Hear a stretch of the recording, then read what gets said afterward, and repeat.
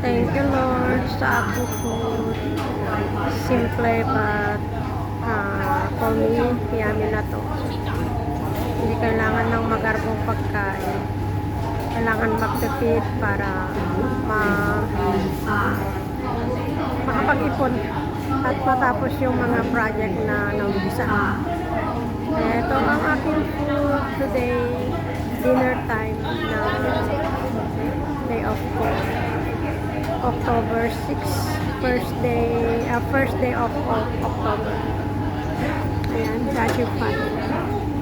Saka ang aking hot milk green tea. Lemon tea, I should say. Kung ano-ano na lang sinasabi ko. So, ayan, come on, kain tayo, guys.